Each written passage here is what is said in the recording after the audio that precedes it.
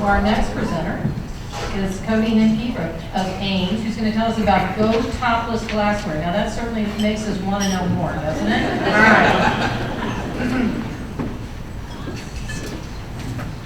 All right, good afternoon. I don't know if any of you guys knew this, but if any one of those glass bottles in front of you were to end up in a landfill, it would take up to 4,000 years for it to completely decompose. At Go Topless Glassware, we actually repurpose these bottles. We specialize in acquiring large quantities of these glass bottles. We then repurpose them by cutting off the tops, hence the topless, and then grinding and polishing the rim to make a nice glass. It's actually a lot more complex than that. Basically, we then put these into market to help with gift ideas, and it goes to wholesalers and retail markets. So here's some samples, and here's actually some, for those of you who aren't getting a sample, these are some photos. It started a couple years ago for my birthday. My mom was looking for a unique gift idea. She was struggling with it. On eBay, she found a hobbyist out of Florida who was making these glass out of a vodka bottle. Unfortunately, when it arrived to her, it was pretty poor construction. The thing was cut uneven, had sharpened spots. She was actually so embarrassed that when my birthday rolled around, there was no package in the mail from home. All I got was excuses about how it was poor quality and she was looking for something different. I said send it anyways. I was intrigued. As an engineering student at Iowa State, I was bound and determined to create a better product with that same concept. My roommate at the time was actually a bartender or a bar manager here in town, so I had no shortage of bottles to practice on. And actually, it took a lot of trial and error. Some power equipment that maybe shouldn't have been used, but eventually there was a process and a high quality product that came out of the piles of broken glass.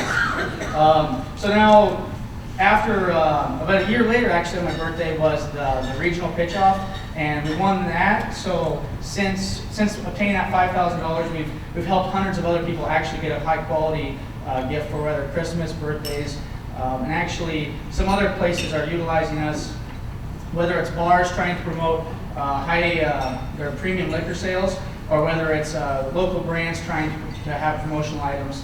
Here at Templeton Rye, gave us a quote for this. Go Topless Glassware was able to turn our bottles into high quality and stylish glassware. We look forward to utilizing this product as a unique promotional item. And that's from Scott Bush, the president of Templeton Rye here in Iowa. So who's making this possible? I'm the owner. I've worked in 3 manufacturing facilities here in the Midwest. So I'm pretty comfortable with product design, product launch, lean manufacturing, quality systems.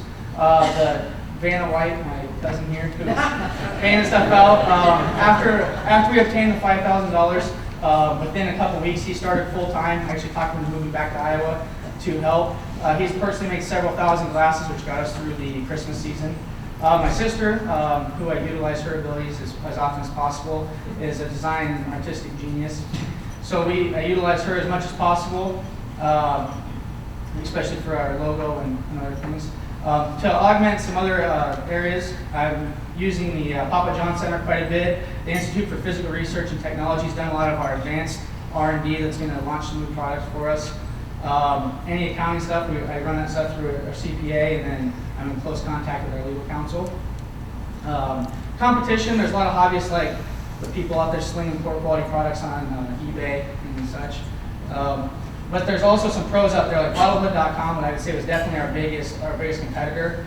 I did some really intense competition analysis. I literally called the phone number on their website, and they volunteered the information that they've grown 300% annually. So they're pretty forthcoming with their financial data. I also asked them some stuff about licensing, because I wanted to compare notes to see if they were doing something I should be. With the legal counsel, we're covering stuff, trying to obtain licenses. We're getting permission from people like Templeton Rye and local, and then gaining clout so we can ask permission from to partner up with larger scale folks like Grey Goose, but they're over in France. So let's see. Competitive advantage. Iowa's bottle bill is fantastic for this. If you look, the purple states are the ones that actually have the bottle bills in place. So we utilize that by being able to go, like we have a long list of bottles that we say we're asking redemption centers to set aside for us. They have no problem, it increases their revenue. because we're paying them more than they would have gotten if they're just crushing the glass. If anyone were to arise in the Midwest, they'd have a lot harder time acquiring enough bottles to meet a very large demand. And if anyone were to arise in Iowa, it would be who could develop better relationships with the redemption centers. This is a race that we're already winning, and we're working with our legal counsel to develop contracts with these redemption centers. Marketing plan. Bottlehood has been able to grow 300% annually because they have a strong online presence. We're going to use marketing ideas like QR codes and social media and our website to do a lot of retail sales. Something Bottlehood is not doing is they're not targeting large wholesale customers, and being able to utilize their marketing. So like Templeton Rise marketing will help us dramatically. Bars using it as promotional items will help us dramatically. And there's also some really good environmental organizational banquets. Pheasants Forever is a huge customer of ours. They did a lot of business with us this year. Here's a quote from them. Go Topless Glassware has been a great company to partner with on local fundraising events. The professional customer service and high quality products allows us to raise extra dollars for conservation projects and youth education efforts across the Midwest. It's great to have them in Iowa making glassware from recycled products. And that's with John Lindquist, the national coordinator for Pheasants Forever. What we're basically able to do is generate some profit and add value to something that was originally trash and basically being able to turn it into somebody else's treasure. What wood absolutely has no value if it ends up in a landfill. Is bringing top dollar at Pheasant Forever banquets or it's going to be somebody's favorite drinking glass for years to come. Great. Basically, if you were to take that same thing instead of throwing it in the dumpster, it's worth a nickel if you take it to a redemption center. But for us to be able to travel to different redemption centers and gather these up, we can increase their value. And these strong margins are what helps us organically fund our equipment and a lot of the other our process improvements, as well as moving to a larger manufacturing facility.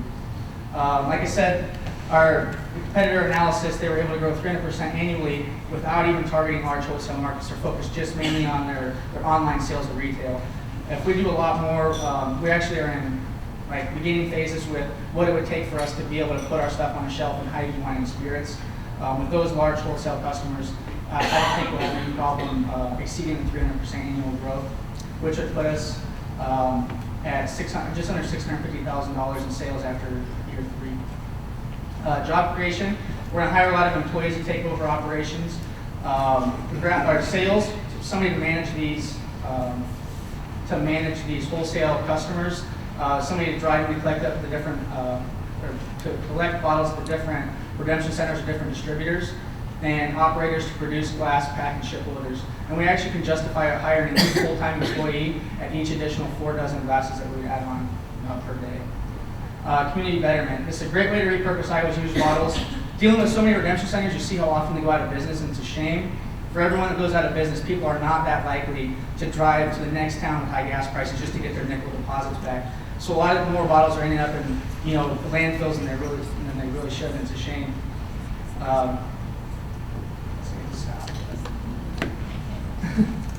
All right, sorry, I got to stop me. She didn't honk the horn like they promised.